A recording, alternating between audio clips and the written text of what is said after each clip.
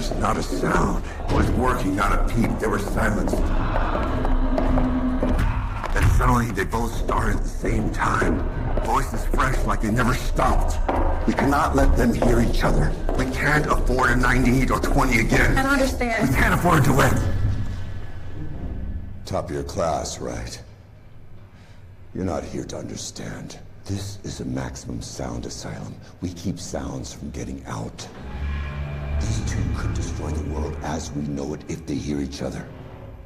All I care about is that you keep that from happening. If you have what it takes.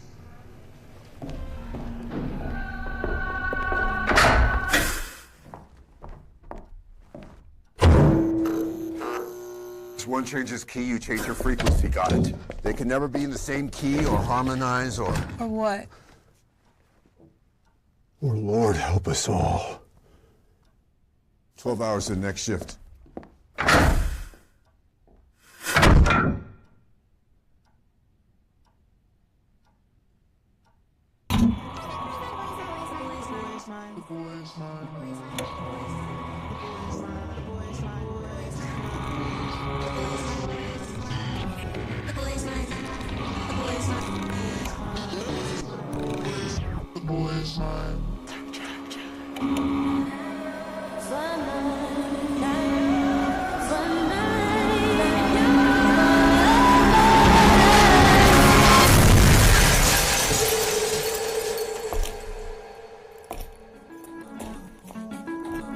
You ready?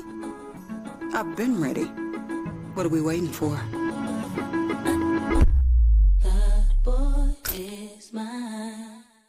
Did somebody just hit you and ran off? Here's what to do after a hit and run accident. First off, don't chase them. Stay calm and call 911. Second, take photos of everything. Your car, the damages, the scene, and look for cameras and bystanders nearby. Third, see a doctor within 14 days. Even if you feel fine, most injuries don't show up after a hit and run. It typically takes a couple of weeks. So this can really cost you if you don't take care of it right now. And most importantly, call 305-800-PAIN. We'll walk you through what to do next and to help you get the care and compensation that you need after this accident. Even when the other driver runs, you're not alone. We're here for you. I hate you because we're from different neighborhoods. I hate you because you look different. I hate you because I don't understand you. I hate you because people I know hate you. I hate you because I think you hate me. Because I need someone to blame. Because you talk different. Because you act different. Because you're just different.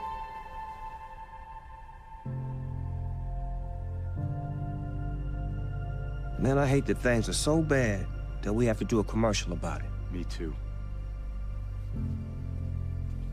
Add some flavor to your next celebration with all your favorite dishes from The Licking. Our succulent lobster pasta. Indulge in our savory buttery grits topped with sauteed shrimp. The entire family will enjoy our creamy mac and cheese and seafood rice. Treat yourself to an ice-cold mystery drink while introducing your taste buds to The Licking's new golden fried chicken nuggets. Friends, family, and food are what we know best. So dive in and discover some amazing hot new menu items and more of the food you love. It's all here at The Licking.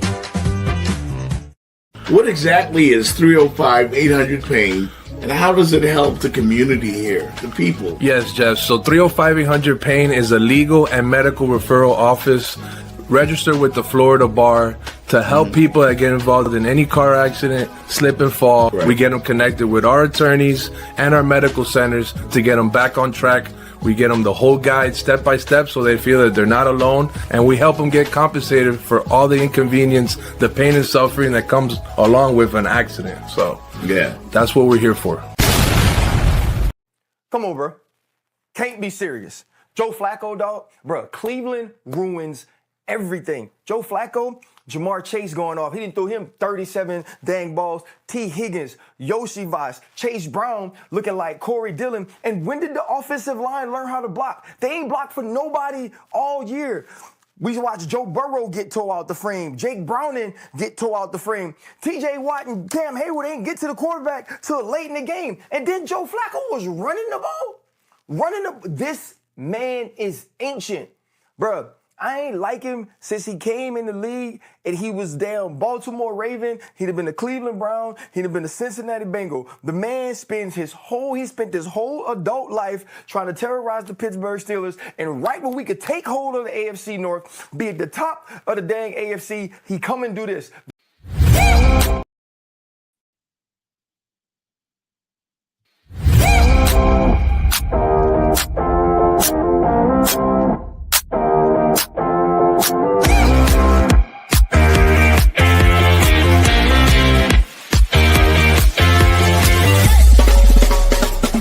The Jeff Fox Show, brought to you by Remix Sports Media.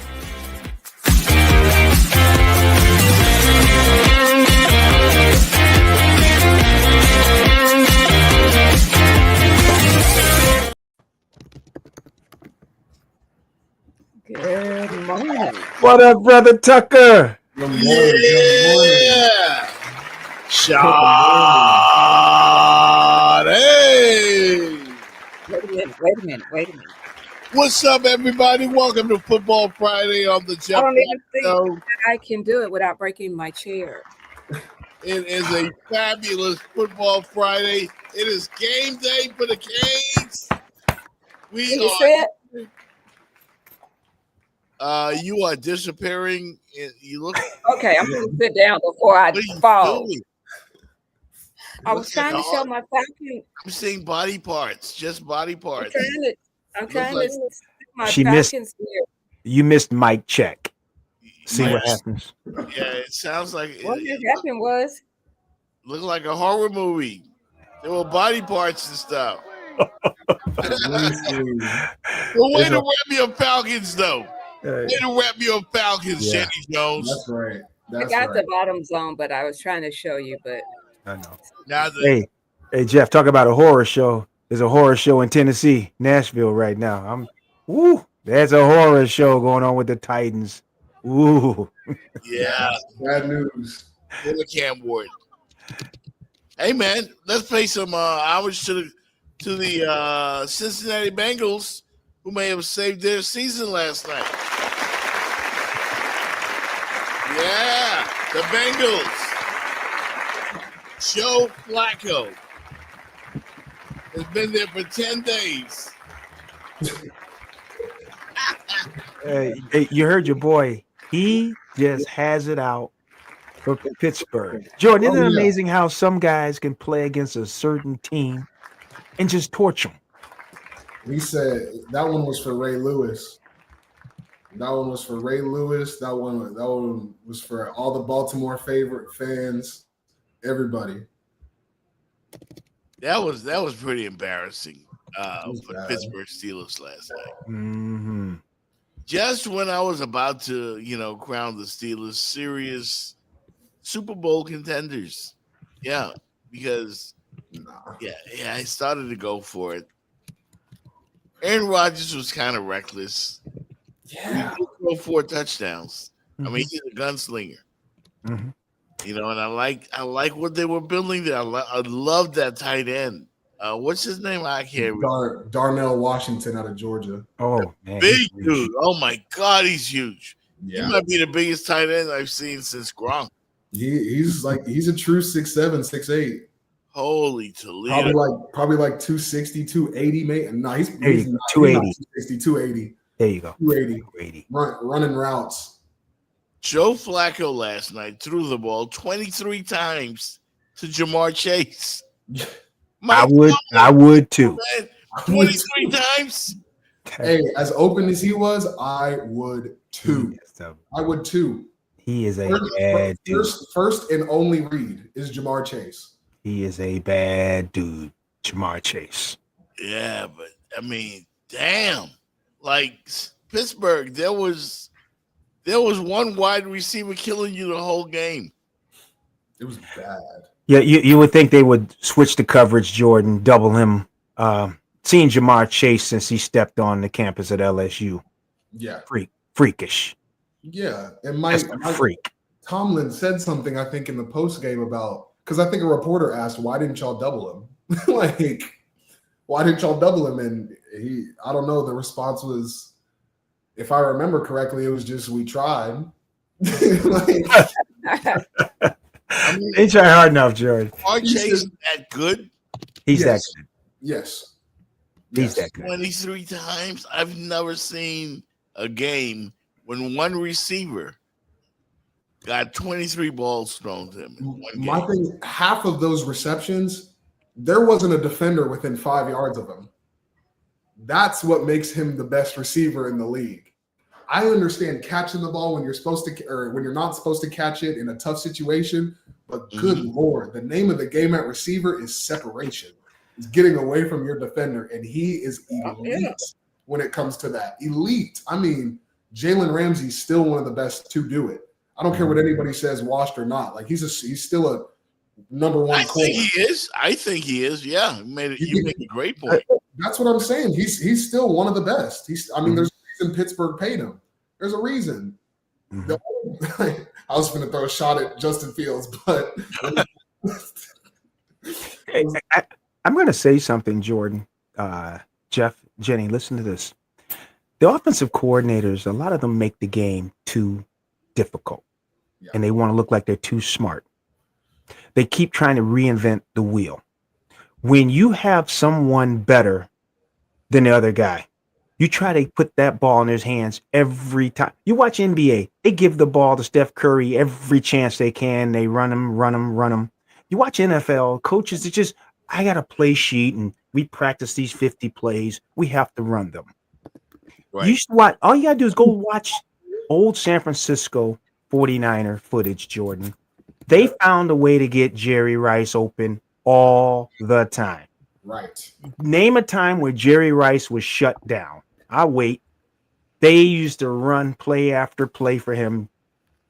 And same thing. I understand why offensive coordinators just don't go back and look at what they did last night. You find a guy that good, you throw it to him 18 times, 20 times a game. You scheme it to a guy that good. And you watch this in college, you watch it in pro, and like, they just want to run the script. I would throw the ball to Jamar Chase, who makes $30 million a year. I throw it to him 25 times a game too, Jeff. Right. I hope the Bengals learned something last night. Somebody that good, you use him. I mean, and the other one wasn't bad either. T. Higgins, like, that's what I'm saying. But that opens up. I mean, that opens up the routes for T. Higgins. Yes. For Noah Fant. Like, I didn't even know Noah Fant was still playing, to be honest, until last night. Like, I thought he was still on Seattle. Yeah, they let him go. But I mean, the attention that Jamar Chase brings allows for everybody else to go to work. Yes. No. The Chiefs have been doing it. The Chiefs have been doing it. Like, for a decade now. That was the Pittsburgh Well, Steelers defense. is that not the name of the game?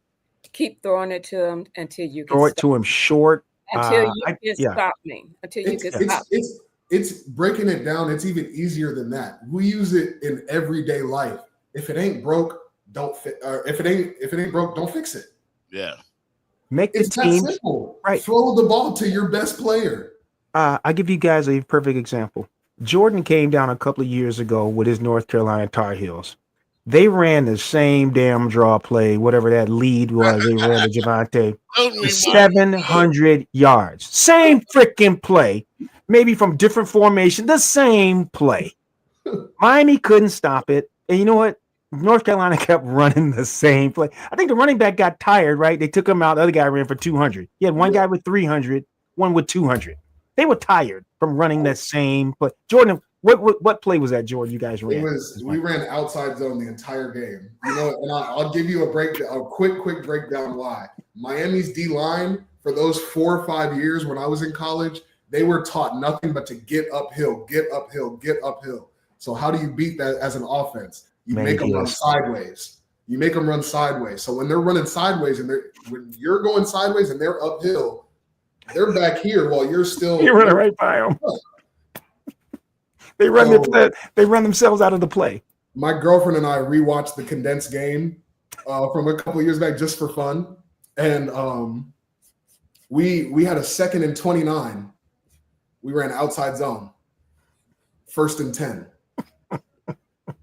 That's all I'm gonna say. 2nd and 29, outside zone to the boundary, 1st and 10. Mm-hmm. I don't. And all I'm saying, Jeff, you segue to last night. If you got somebody they can't stop, you just keep throwing it to them. Pittsburgh showed they couldn't stop him. Yep. You make them take Jamar Chase away from you. He's a wide receiver. You One can guy dominate. dominates the game from You the can do wide. it. One Yes, you guy? can. Yes, you can. I watched Jerry Rice do it for damn near 9-10 years. He said, I can show you better than I can tell you. I've seen the greats. I've seen Jerry Rice. I've seen Randy Moss. Everybody, Terrell Owens. Nobody gets the ball thrown to them 25 times a game. Like, come on, man. That was a one-off, but if you go back into your, You know what? I don't blame Joe Flacco either. Right. It was working. And he just kept going to him and going He to him. said he had the hot hand. you got to give it to the OC. The OC saw it and stayed with it. Yep. Yeah. So kudos to the Cincinnati Bengals. May have saved their season last night because nobody's out of it. The Steelers really could have put a stranglehold on the AFC North. They failed to do it. Aaron Rodgers was not flawless, but he was vintage Aaron Rodgers last night, slinging the ball all over the place. But the Steelers take it on the chin, and they go down. Thursday Night Football this year has been epic. Mm-hmm. We've had some pretty good games. Now, are you ready for this? The Steelers have a guy. I don't know how you would cover him if they would actually game plan and try to put the ball in his hands 15, 18 times. Have you all seen DK Metcalf? He had I lived in Seattle. The same number of receptions as the number on his jersey. DK Metcalf is like 6'4", 235. He runs like a 4.3 40. Seattle really couldn't really figure out what to do with him. He was playing with Brown. They went to Mississippi together. This dude is a freak, DK Metcalf. Yeah. And I would put him in the slot, let him move around, throw the ball to him just like the Rams were throwing that ball to Cooper Kupp, how they used him. He caught 145 balls. DK Metcalf could catch 150 for the Steelers if they just change their game plan. This is all I'm saying. I know Magic City's saying that, but the blueprint has been shown how to use a great wide receiver. Just go get the old San Francisco. You move him in the slot. You move him inside, outside. Defenses is hard to defend a guy when he's in motion, doing things. You move him around. Why do you think Jerry Rice has a record probably won't be broken, Jeff Fox? Look at Jerry Rice numbers. Yeah, it's insane. Insane. They look comic book. My confusion with the not throwing the ball to DK is just like how you explained DK 6'4". I mean, what did he run? 4.4 at the combine, something like sub 4.4.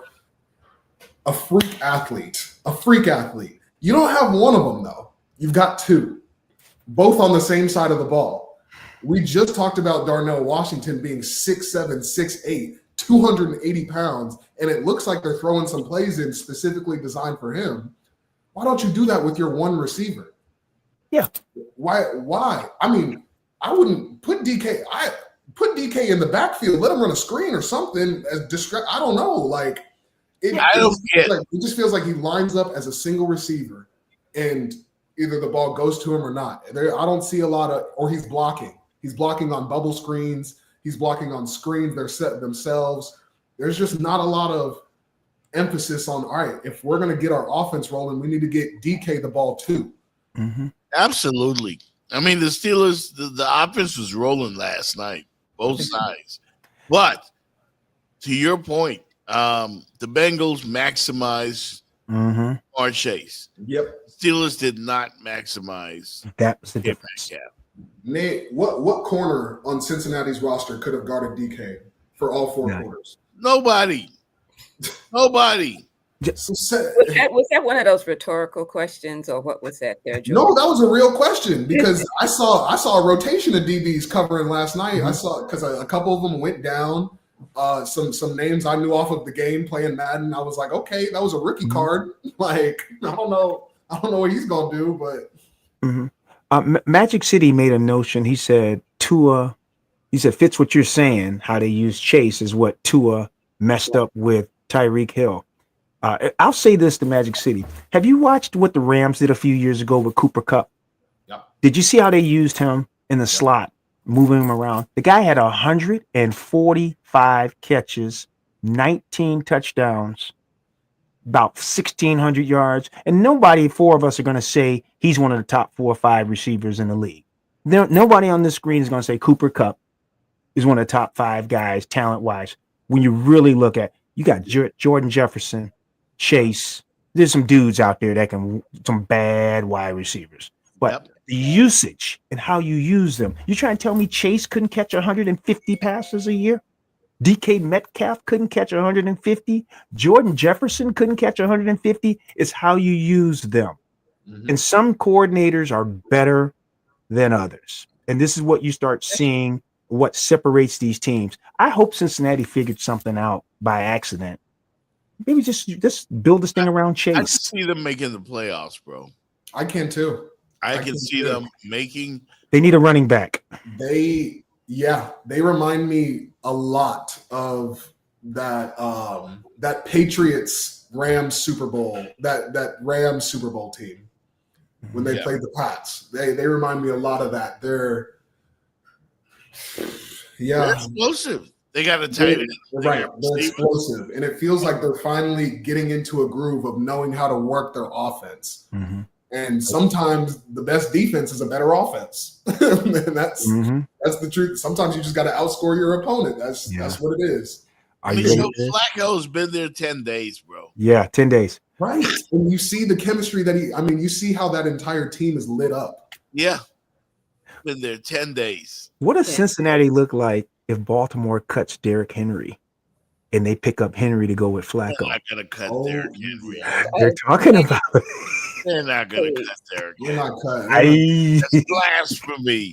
They probably, that's what is it? That like some of those AI stuff that AI generated. Baltimore looks like a last place team.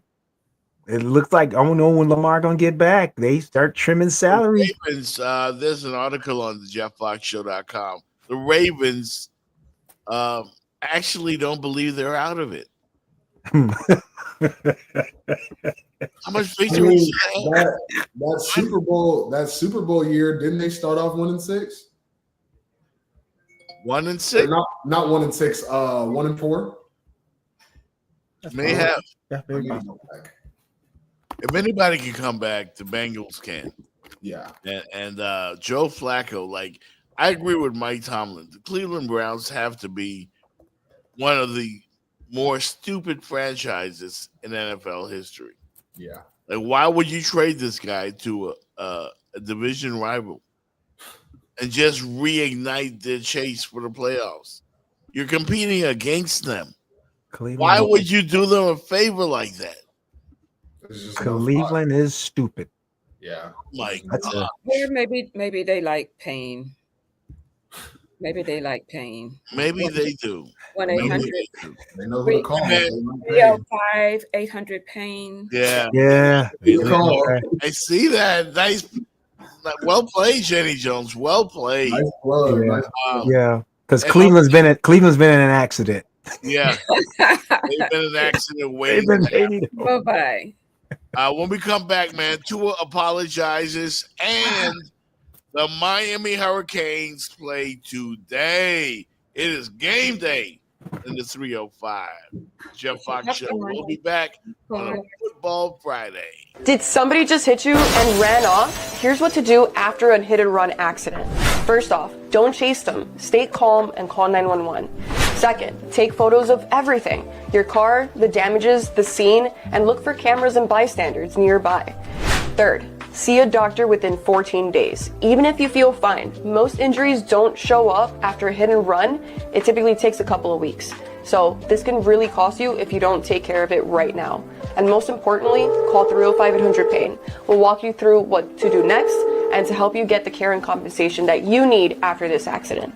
Even when the other driver runs, you're not alone. We're here for you. What exactly is 305-800-PAIN, and how does it help the community here, the people? Yes, Jeff. So 305-800-PAIN is a legal and medical referral office registered with the Florida Bar to help people that get involved in any car accident, slip and fall. Right. We get them connected with our attorneys and our medical centers to get them back on track. We get them the whole guide step by step so they feel that they're not alone, and we help them get compensated for all the inconvenience, the pain and suffering that comes along with an accident. So yeah, that's what we're here for.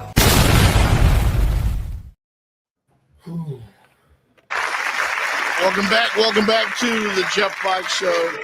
Football Friday, as we get ready for a big weekend in South Florida starting today. The Louisville Cardinals come to town, and they will be invading Hard Rock. Canes are 2-touchdown favorites. Jordan, do you see the Cardinals covering? Can they keep it close? Can they pull the upset? No. I'm gonna keep it plain and simple. They're giving up 111 rushing yards a game right now, and they haven't faced a running game like Miami. So I think that's just gonna tell you everything that you need to know. I'm looking at 300 rushing yards for the day. 14-point cover. Nah. I don't see it. I think Miami's on a roll, and my coach, I didn't enjoy playing with my coach, but something that stuck in my head was they'll remember what you do in November, and it's getting around that time. It really starts late October. Mm-hmm. That's when all the wins, that's when all the points start to matter. Mm-hmm. So this back half of the season, or this middle point of the season's, I mean, Miami, it's put up or shut up time. Like, are we a playoff team?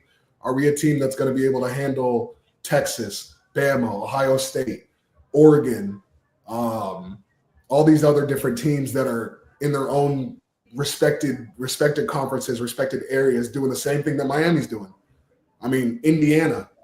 I mean, they play ball up north too, apparently. Yeah. So, I mean, it's really about honing your craft, putting your skills on display every Saturday, not just some Saturdays. Mm-hmm. So when Louisville's in front of you, Louisville's in front of you. That's it. Go play ball. That's all I have to say about Miami there. Yeah, I don't see them even being able to, I don't know. This Canes team is just different. Mm-hmm. There's a new energy around Coral Gables, around this franchise, and they are absolutely beast-like on both sides of the ball. And their mission is to go out there and destroy teams. I get it. They don't annihilate people in terms of the scoreboard, but they beat you up. That's even more devastating. The Canes beat you up. Mm-hmm. And the mentality of Mario Cristobal, who I give all the credit to Coach Cristobal for what he has built. This is a machine. They're like a cyborg. And I expect them to go out there and obliterate Louisville. I really do. Ruben Payne is going to bring the pain. Yeah. Jordan played a lot more recent than I have, but Jordan, Jenny, Jeff, there's something called game control. Mm-hmm. And Jordan knows what I'm talking about. When a team, what they call game control, where you're in control of the game. Mm-hmm. If you look at the Miami season, and let me preface this. A lot of times you don't know what kind of team you got till sometimes October till you start really playing your schedule. This has been kind of different for Miami, where they got a lot of their tests early. They kind of see what they look like. They have an idea playing Florida, Florida State, Notre Dame, South Florida. They've been tested. So they kind of know where they are. Louisville's played 2 games, 2 close games. But if I may go back to game control, Miami has been behind for a total, I think, of 7 minutes. Florida State, Florida State had the lead. I think on them 7 minutes. There's 3-0. They caught them. They led the rest away. But every game, Miami's had game control. And I think I said this on a previous podcast. 28 27 and 26 points they've scored, and they've had game control.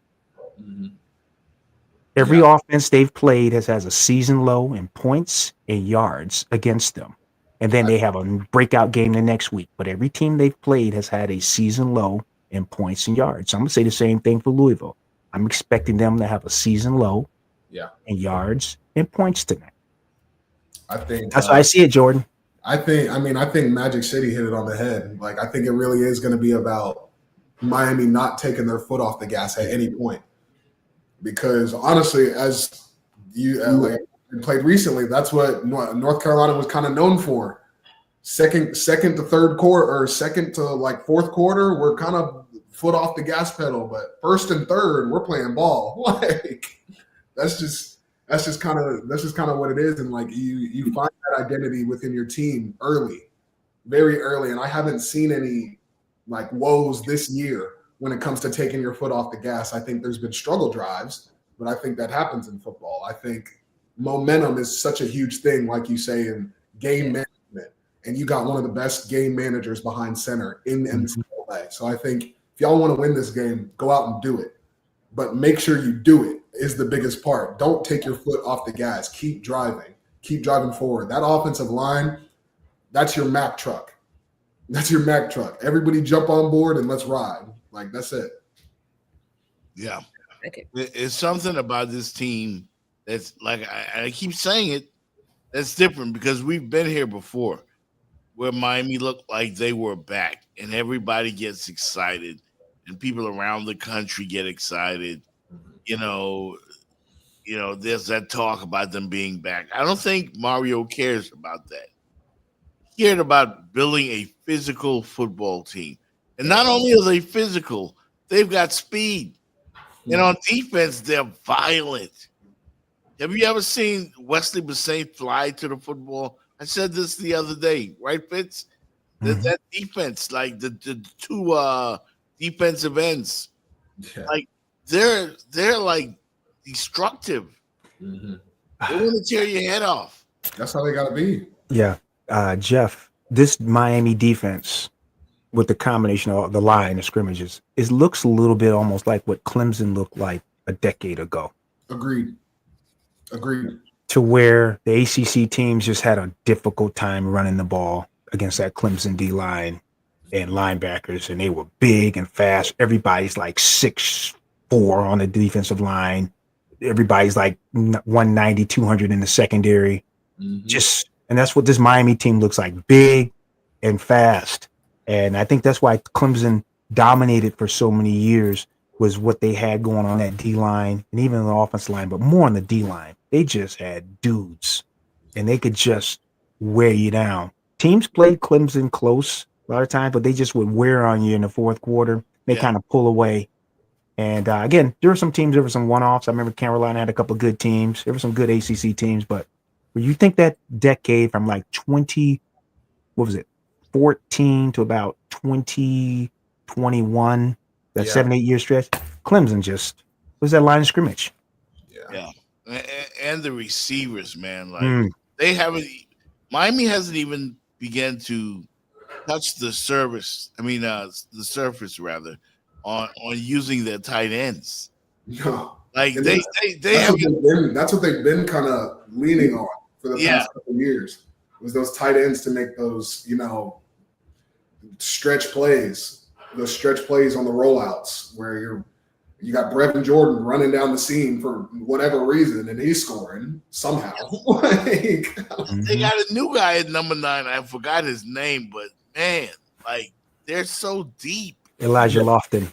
Yeah. That's where you got so many options that you can't even use them all. You know, like the playbook is just, oh, this is working. It looks like a Waffle House menu. Yeah, it's just like the Waffle House, the Cheesecake Factory menu. So much good stuff that you can't, like when your plate is so full and it's just full of good stuff, and you just want to keep eating, but your stomach is like. In a perfect world, we want Miami and Ohio State to just keep whooping everybody's ass and bring it down to the national championship. right here in the 305. That would be something. That's what I want to see. Oh, we got a lot of football left. There's a lot of football to be I played. know, but Ohio State is a big boy. I mean, that's they haven't been messing around either. They don't play nobody. That's true too. That Texas game don't look so hot anymore. Right? No, man, I mean, if they were to play Texas now, yeah, I think it would mean a lot more. Just like we said when we started off the show, they remember what you do in November. Like, nobody cares about 0 week. I don't care that you beat Texas 0 week with a quarterback that we knew wasn't what it was. Like, yeah. And then Penn State, good luck. I mean, Penn State just nobody cares if you beat Penn State anymore because UCLA beat Penn State. Like, I would not be surprised, Jeff Fox, Jordan Tucker, Jenny Jones. When this is all said and done, Notre Dame is not back into play. They don't have the defense that they've had in the past, but that Notre Dame offense is moving the ball. They got 2 dynamic running backs, good receivers. I knew from that first game, I just looked at what I saw. I said, man, Notre Dame got some dudes over there. That game between them and Miami, I saw some dudes. And that guy's playing better quarterback, Carr. Yeah. They got a good team. Notre Dame game against USC this weekend, it's going to be a big game. I think it has a chance to be like a 35-34 game, the Notre Dame USC. Okay. But Notre Dame is a team to watch, Jeff. If they get past USC, I think they're going to float rest of the way. Do you guys think Alabama can make the playoffs? Let's see. Yes, if the way they're trending, yeah, they look like if they keep doing what they're doing, they can make it. There's certain that just they look. They have the plan. They have the roadmap. They may not always win, but they have that I can't even think of the word I'm trying to say right now, but they just have that pedigree to where they're always there. They're always in it. Mm-hmm. You know, like I said, it may not finish, but they always have that pedigree that you can count on them to be there. They have 3 top 15 matchups left on their schedule. Yeah. Mm-hmm. They are not making the playoffs. Oh, Jordan, you think they're not making the playoffs, man? I don't know, Jordan. If anybody slips up in the top 5, Alabama's right there. What are they, 6? Yeah, but they got Tennessee this weekend. That fire of an offense. I like Bama in that game. I like that quarterback they got. How about this? I like Aguilar a little bit more. I like Aguilar a little bit more out of Tennessee. Yeah. And those receivers do not play around. Mm-hmm. Those receivers are going to get open. Yeah. But not only that, you gotta. I think all these are home games. Yeah, all these are home games. Tennessee, Bama's a home game. LSU, Bama's a home game, and then Oklahoma, who destroyed Bama last year. Thank God isn't in Bryant-Denny. So honestly, I take back what I said. I think they can maybe make it, but it's gonna be it's gonna be a tough road. I mean, it's gonna be one of the more difficult paths. Because there's another Jordan. Because there's another team in Texas, Jeff, that is probably the best team in the SEC. Yeah.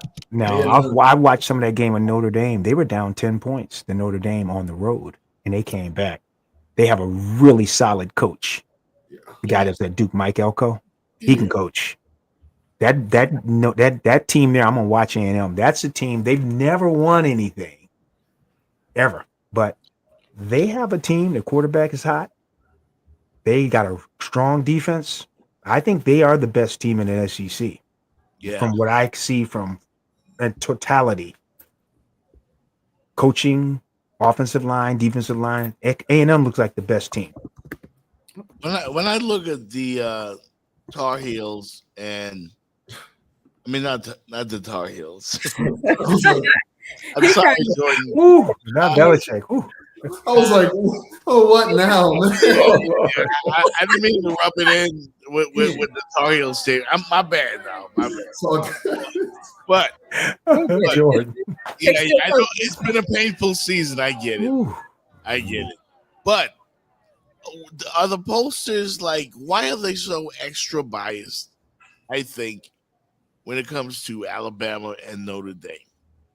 Because I feel like if Miami had lost their opening game to an unranked opponent, and they wouldn't be at number 6 in the country. They'd be way down there. You know it. I know it. Everybody knows it. Why do they keep shoving Notre Dame and Alabama down our throats? Why are they right back up there? Even though they had a horrific loss.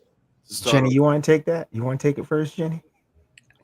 I can't explain it because I sit here and I watch college football and I see how certain teams, no matter win or lose, you know, they're above us in the rankings and we may be winning. So college football just boggles all of my mind. So yes, no, I don't have an answer for you on that one, Fitz. Jordan, do you have an answer? I'm just trying to figure it out. I got it. Tradition. I think a little bit comes from you got the same people that are voting in the AP poll that were voting 5-10 years ago. Mm-hmm. I think that might have a little something to do with it, and I think people are scared of change naturally. Mm-hmm. So you wanna hang your hat on. Okay, Alabama might be there, Notre Dame might be there, so let's keep them in the mix so we can keep it exciting. Outside of that, I mean, those are two teams that historically are going to compete regardless. So it's hard to take that away. It really is hard to take away the historical value of it too. I mean, we've been having these combos since UCF went and said they have a national championship.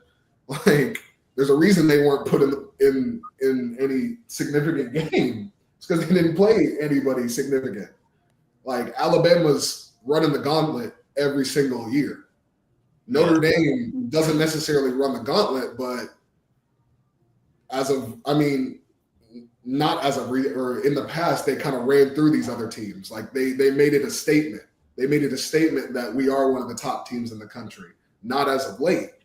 They've been struggling a little bit, but I think a big part of it is the history behind both teams. I think it's hard to take away.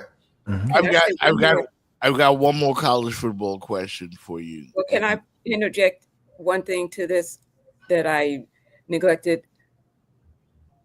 These people in these rooms, they're fans as well too, and I think that kind of interjects into it a little bit because would you not say? I'm asking you guys, and I think it kind of can, and I think it probably kind of does. You know, we just like Kansas City keep getting all the calls to the refs. There's fans. There's fans, and you're in a position to make the decision of who gets to go to the big dance, but you also are a fan. Mm-hmm. I mean, we're fans of the games, but we're also fans of teams. That's why I got my hat on today. There you go. Alabama, just real quick, Alabama almost got put in last year because Nick Saban made one phone call. He made one phone call and made one press conference, and they were almost in the playoffs. So, Jeff Fox. I mean, it goes. The ball bounces their way, and probably, I could see it. Like, they get more breaks. Like, compared to Miami, a team like Miami or anybody else, you lose a game to somebody you're not supposed to lose to, you're gonna fall, and you're gonna fall hard. They don't seem to. It seems that they break the fall of a team like Alabama. It seems like they get more of a second shot to bounce back. You know, and folks, Notre Dame is number 12 in the country right now. Yeah, Jordan touched the edges of it. Jenny kind of touched the stove. Didn't want to touch the stove. I'm gonna put my hand on the damn stove. Put your hand on the stove, Fitz. Don't you guys understand this thing about money? Mm-hmm. These teams we just named, Alabama, Notre Dame, they have built this thing that we're talking about loving college football. They've built it for over 100 years. They're cornerstone of college football. Yeah. Jordan said it, alumni, fans. Yes, Jenny, bunch of them went to Notre Dame, Alabama, Michigan, Ohio State. They will always give them the benefit of the doubt than Georgia Tech or a UCF at 14-0. They'll take a 9-win Alabama over a 14-win UCF. Every time. Every time. And I'm gonna put my second hand on the stove. Does UCF in their conference, do they have a multi-billion-dollar deal with ESPN to broadcast their games? Nope. Now, think about this. ESPN does the top 300 football players in high school. And they have a agreement with the SEC to broadcast their games. So doesn't it marry that the top 300 football players, wouldn't you kind of, if Tennessee or Alabama recruited Jordan, wouldn't they get a higher grade being that they were part of the ESPN 300? Again, they have a relationship with Tennessee and Alabama. And you see these high school kids getting here. Come on, folks. This is about money. It's entertainment. You will continue to see this. And we're getting ready. I don't have a third hand. I'll put my elbow. We're getting ready to see about 40 or 50 teams in the next decade are going to break away. There'll probably still be the SEC, ACC, but it'll only be for basketball, baseball, soccer. The football teams are going to break away and form their own thing. Can you imagine what Jeff Bezos would pay to broadcast the first round of an Alabama against Michigan streaming on Amazon? How about this? Regular season games. Yeah. Just 60 teams. You won't see Miami against Florida A&M anymore. They'll play a 12, 14 game schedule, Jeff Fox, and you can get into the playoffs with 4 losses. But Jordan Tucker, who would not be watching the first game of the year? You seeing Clemson playing USC. Week 1. Michigan playing Tennessee. Ohio State playing Texas week 2. No more of this week stuff. And they're streaming this, Jenny. Who would not be paying to watch those games? You gonna be getting some people about the almighty dollar. Man, do you know what kind of do you know how much money is sitting out there? These teams are, and I think they just a private equity firm just did a deal. I believe with the Big Ten or SEC, each team's going to get about $140 million. They're bringing PE into this, folks. It's all about money for sure. They're going to be giving Alabama and Penn State, Notre Dame the benefit of the doubt from here on out, folks. As I look at the top 10, though, there's one school, and they just paid their coach. But there's one school that looks oddly unfamiliar in that top 10. And I'm talking about the number 3 ranked team in the nation, Indiana. Like, isn't that a basketball school? Like, what the hell is it? Yes, it's a basketball school. Listen, we got to number 5 at 1.2. So every dog will have his day. But that is a good football program right now. I think they have built something over there for the past couple of years. I think this is one of the teams. Indiana in football? They can't sustain it. But that's the thing. Over the past couple of years, I think you've seen a steady increase in Indiana football. That's all. I'm speaking on personal because I had some boys transfer out of North Carolina to Indiana to go play football, and they became a better football program. But to see them at number 3 is ridiculous. That's out of this world. I never would have guessed it in a million years. That's like seeing Maryland in the top 5. But they beat them. They beat the Ducks last week. My mom. That's their best win in 2 seasons. If you go, this is that guy has the best agent. I'm not mad at him. That might be their best win in history. Got a great agent. Jordan's mom is in the chat, so she has a question for you guys. She said, "How is Duke favored over Tech?" And I think my lady deserves an answer. I love Jordan, you take that one. Okay, I have one. I think I can answer it. Professor, show up for the team. Go ahead, Fitz. Go ahead, Fitz. The quarterback for Duke, Darian Mensah, is playing some of the best football as a quarterback in their conference. Yeah. They got him from Tulane, and he's really putting up numbers for Duke. But then Georgia Tech does have they got a dude playing quarterback. I like him. He's tough as nails. I play with him. Haynes King. I play with him. This could be a coin flip on this game. What's the spread, Jenny? Duke is favored by 1. Oh, let's see if I can look it up. It's not much. I think their home team. This game probably could go down. This could be an overtime game, Jeff. They might go in OT. Let me answer. Duke is tough. Duke been getting on my damn nerves for like. Go ahead, Jeff. Go ahead, Jordan. Let me talk to Ma. Let me talk to Ma Dukes. First, we don't ever mention Duke in our house. That needs to be taught. We don't even type the words DUKE. I love you, but we don't even need to put that on the air. What we do need to focus on is getting North Carolina a quarterback. If you have any resources, go ahead and send them my way, and I'll send them to North Carolina. But no, Duke, Georgia Tech is definitely a toss-up game. I like Georgia Tech just because we're from the AA. That's home, and I don't like Duke. That's really my only reasoning. But I love Duke's quarterback. I think the quarterback play in Duke has been good. It's very not similar to Daniel Jones, but kind of in that same era of excitement of, okay, we got a quarterback at least at Duke. Where's that game again? Say that again. Where's that game? Where's the game? Yeah. If it's in Atlanta, I'm taking Georgia Tech. But if it's at Duke, I'm still taking Georgia Tech because Duke is one of the quietest stadiums I've ever played in. Duke is favorite as a 1.5 point. They're a 1.5 point favorite. Duke is. That's gonna be a good game. That's gonna be a good game. Gonna be a good game. That's a toss-up. Good question, Mom. Good question. Yeah, that's gonna be a good game. No doubt. Duke's at home. Duke's at home, right? Duke's at home.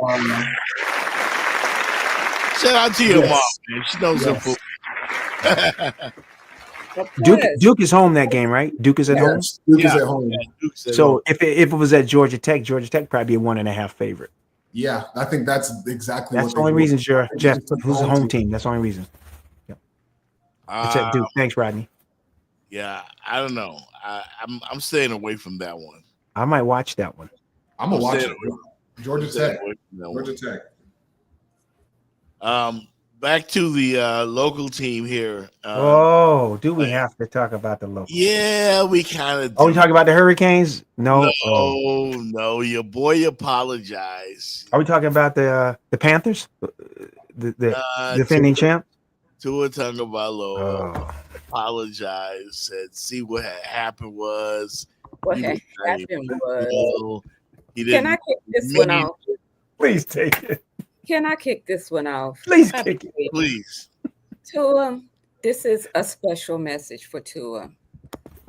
Please take credit for what you did, for what you said, and stop trying to slide in and drop the mic on the media, because we took what you said and ran with it. We didn't invent something out of the air. So all you had to do was just come out and say, you know what, that was my bad. I took something. Actually, that's what he did. Well, no, but he still interjected that we misconstrued. Media misconstrued what he said. So you don't say that. He would have been okay if he would just left that part out. But no, he tried to blame the media. He's still trying to blame or find somebody to blame. Just say, you know what, my bad. You know what? I apologize, to my teammates because, and to my coaches and, whoever he was categorizing in that leadership that he was pointing the finger at. Just say, Tua was pointing the finger? He said leadership, either we need to start fining these people coming late to the meetings, not showing up to the meetings and, just putting the blame to everybody else. Instead of the finger needs to start here. When Michael Jackson say the man in the mirror, look in the mirror to it and stop trying to say everybody is misconstruing your words or taking it out of context. We took what you said and we ran with it. Because when teams are consistently losing, you get tired of writing the same story. So you gave them something else to write about. And it was all you, all day, admit it, and let's go home.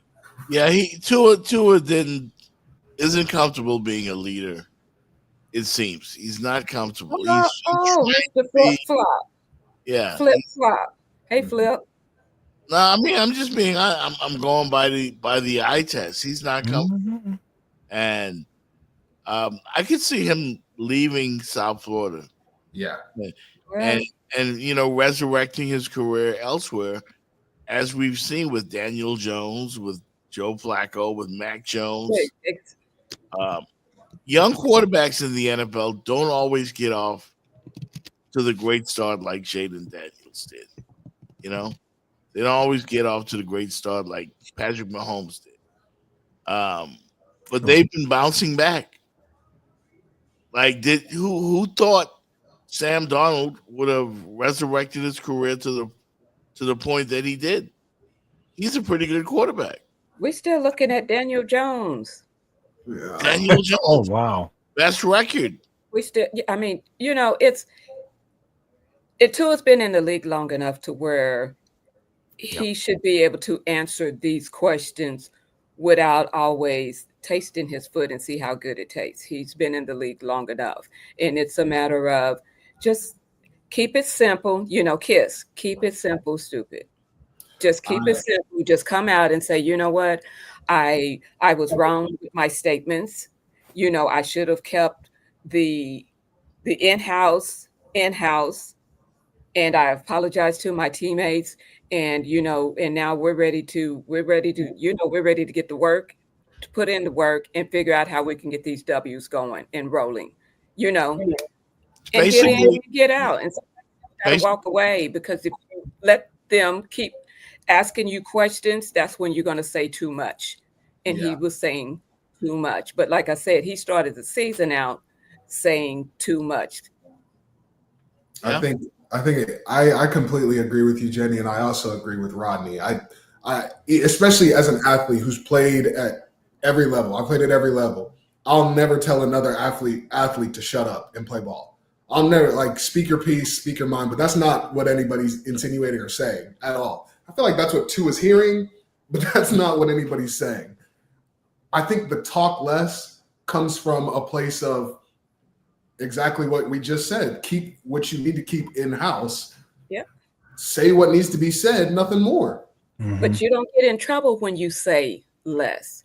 If you just give just a little bit, they can't try to turn it up and flip it and smack it down. Exactly. You just said the sky is blue. They can't they can't change that. They can say blue is the sky, but they can't change what you said. But if you go to saying all of what he was saying, you open the door. Honestly, how he talks reminds me, it feels very similar to his play style too. I don't know if that makes sense, but it just feels very backtracking, fumbling over yourself, not confident. And at that position, at that pedigree, in this entertainment business, you have to be confident. If above anything else, you have to be confident in your ability to deliver. When it just feels like even in his words, he's not confident. So how am I supposed to? That's a bad look. That's a bad look. This meme that said Tua turned the ball over.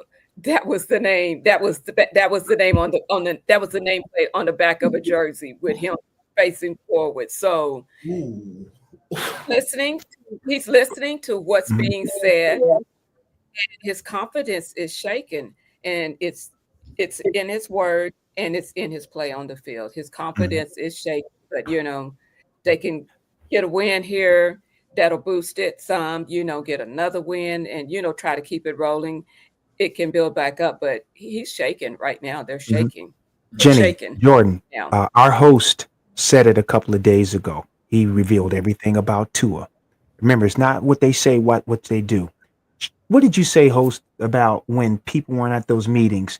Jeff, what did you report on? You said that you were told that he was one of those that was late? I was told that he was late to a meeting. He was one of the people. So And then he's like, 100% accurate. So that's just even worse. Jeff reported this. If not me, it's we. That's what it feels like. If it's not Jenny, me, he was late. it's we. We're in trouble. Not I'm in trouble. We're in trouble. Yeah. Yeah, he flipped the M into a W or whatever, but it was him. He was late. Jeff said it. Well, we need people to be on time and everybody taking this serious. Well, you were late. If he would have said everybody needs to be on time, I was one of the people that, I made a mistake and I was late. I'm the starting quarterback. That can't happen. But to be honest with y'all, I was late. Man, I bet you the respect would have shot through the roof for Tua. It would have shot through the roof. Well, just apologize. He's lost the locker room. He's lost the locker as a room. leader, Apologize and keep the excuses out of it. Go ahead. I'm sorry. you have to be a leader of men. Yeah. And when you're the quarterback, they have to believe in you. Like the Buccaneers are solidly behind Baker Mayfield. I watched Baker Mayfield basically beat the 49ers, and the whole team was galvanized, and they got behind him. The same thing is happening with the G-Men and Jackson Dart. He's just giving them that fire. Tua needs to have that, and that needs to come out. He got it. He plays, and he's trying to verbalize it, but he doesn't. It just doesn't ooze off of him. You know what I mean? Like my coach at Carolina, Mac Brown, he made this very easy for us every Saturday. He made it very easy for us. He said, and sometimes he would point us out and say who he would bring with him. Who would you bring into an alley with you if you had to? Are you bringing Tua? Hell no. That's like getting Carlton Banks. That's your answer. I'm bringing Jackson Dart. I'm bringing Jaden Daniels. I'm bringing, Josh Allen, Lamar. I'm not bringing Tua. Tua's going to sit behind the trash can. Wait till it's over. Y'all done? That's what I'm saying. I'm just saying. Jordan, can I come out? Yeah. That's what I'm saying. Matt made it very easy for us. He said, if y'all gonna play on this team, I gotta know that if I were to walk into an alley, y'all would be right next to me.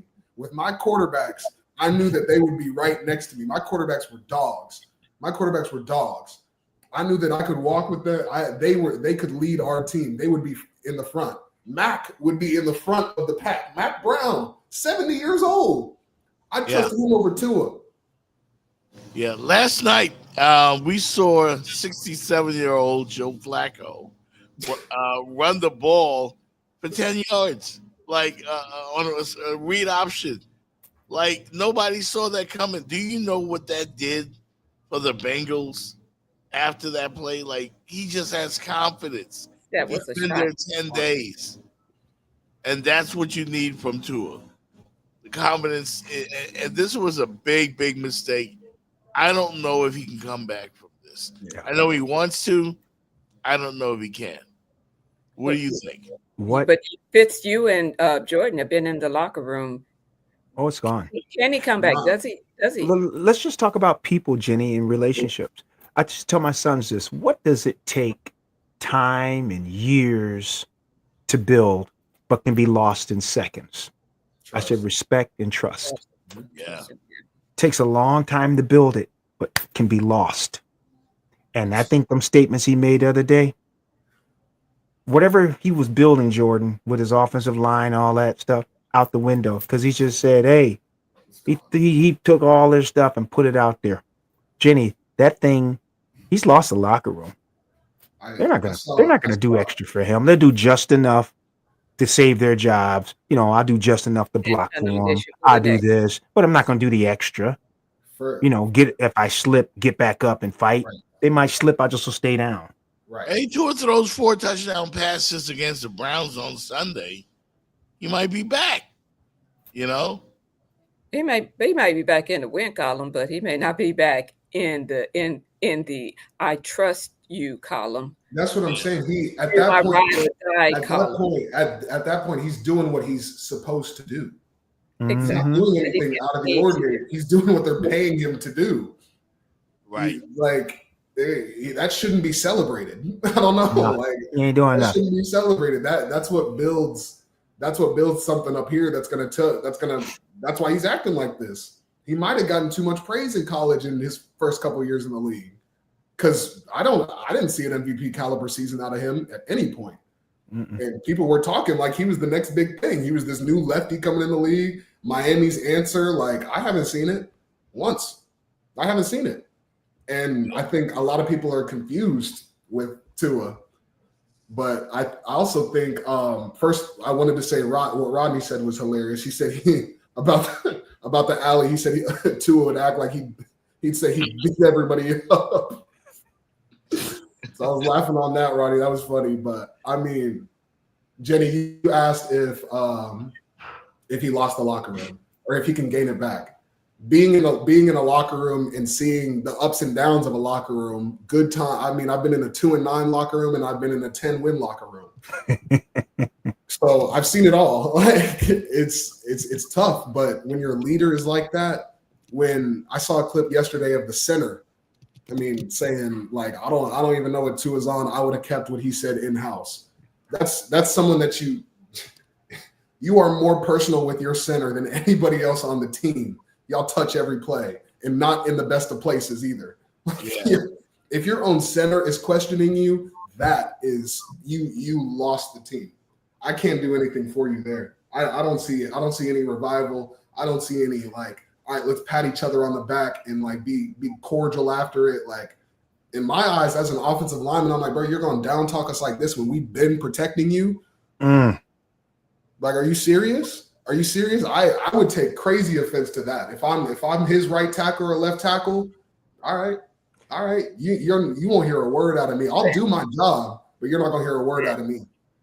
Mama said, if you ain't got nothing good to say, don't say nothing at all. Don't say nothing at all. Mama said, if you don't have anything to add and nothing good to say about someone, don't say a thing. Tua didn't have anything good to say. You ain't lying right there.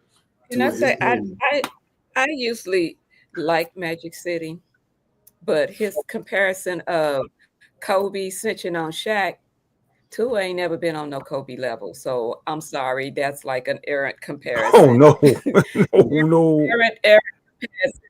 Kobe was always grinding, always hustling. Kobe had the respect of the team. Yeah. Tua has never had that kind of respect that Kobe had, that Kobe still has. He's revered in the game. Tua has not had that. So a Kobe, it kind of damaged a little bit, but at the end of the day, Kobe still had the respect because he was always in the gym putting in that work. I actually thought about Kobe and Shaq in the midst of all of this. Get stitches. Yeah.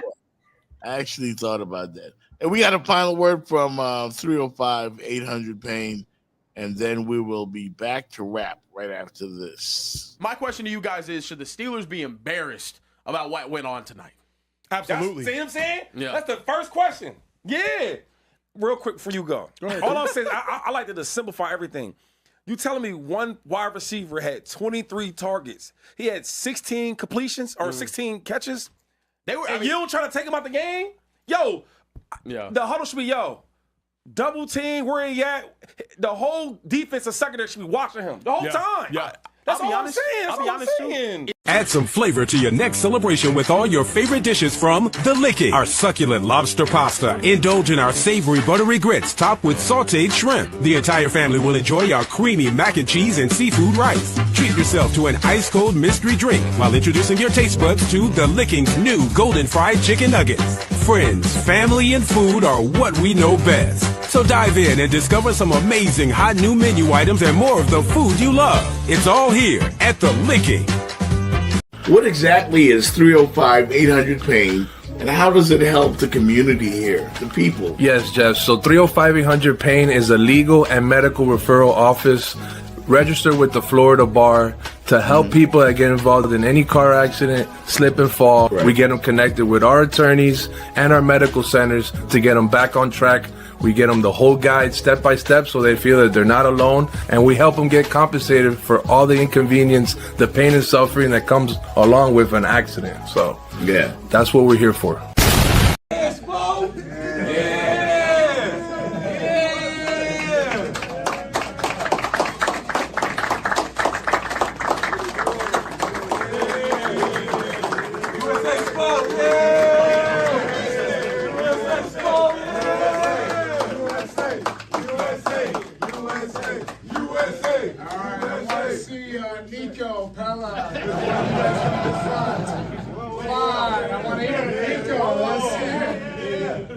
You too, Simo. Simo, I want to see it. All right.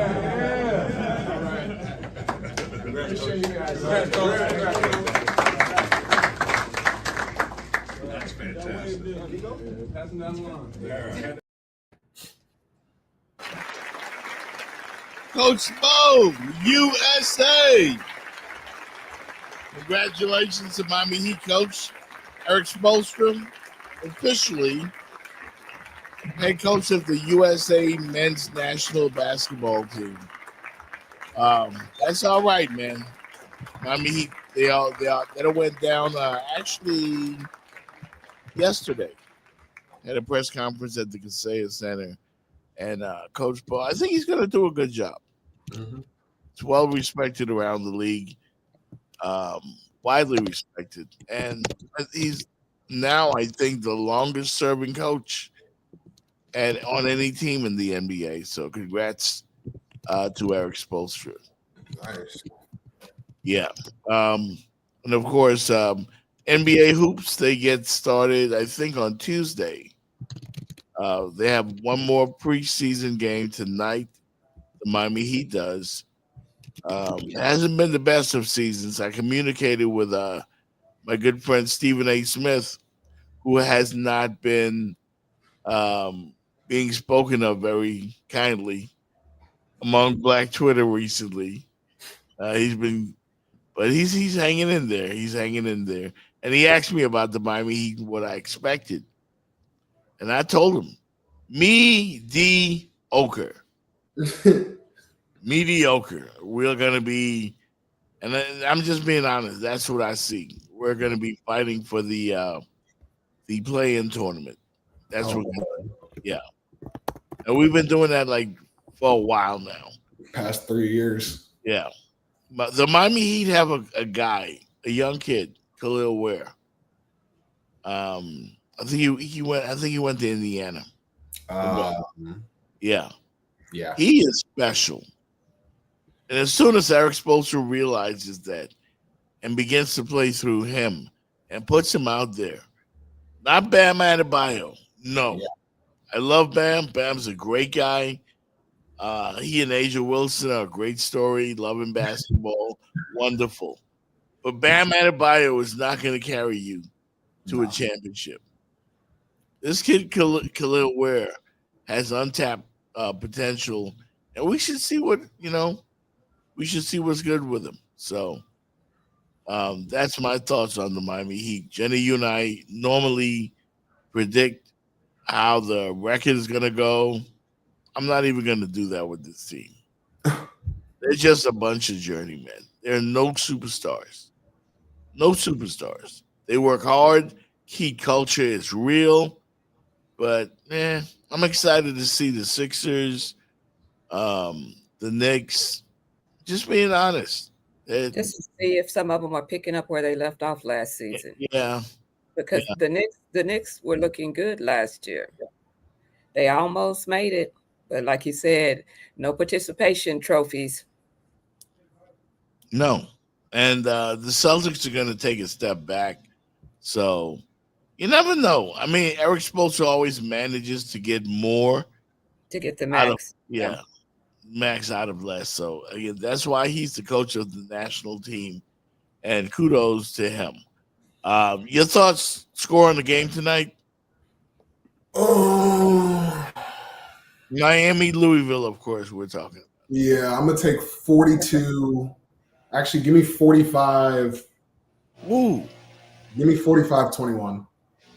45-21 says Fitz. Yeah. Oh, well, I'm supposed to be writing it down. So when we come back. Magic City had 38-17 Miami. I'm going to go with that. Well, come on. Wait a minute. Jordan, what did you say again? I said 45-21. And Jeff, what did you say? 38-17. And that was Magic City's too? Yes. Okay. And what was Fitz? Fitz, I'm not sure. He checked out. Oh, I thought you gave us for Fitz. Now, Fitz and I were talking pregame, but he never gave me. He said they would cover the spread. He said they would cover the spread. Miami favored by 2 touchdowns, basically. Let's see. Yeah, you got some money to put on. I'm going to go 35-20. I try to be a little conservative On that, Louisville to get 20 points on that defense. Yeah, I mean, I took 21. You know, sometimes you kind of get up for the big games. You kind of get up a little bit. I'm guessing. Garbage time touchdown. Garbage time touchdown. That's what she's looking at. Yeah, that's true. That's true. Well, it's been real, man. Gonna wrap it up on a Football Friday. I got a DJ. Hey, don't forget, meet me at Ricky's today, everybody, in Pembroke Pines. Ricky's in Pembroke Pines for happy hour. We're gonna watch the game in there. They got a whole bunch of big screen TVs everywhere, and of course, you got Jeff Fox playing the jams right there, Ricky. Jordan, thank you for joining us. Jenny, appreciate you, and we'll do it again. This is my daughter's video. I promised to play this song. Check her out. It's called "Fool for You." My daughter Yelia, featuring her friend Yana Maria. Check it out.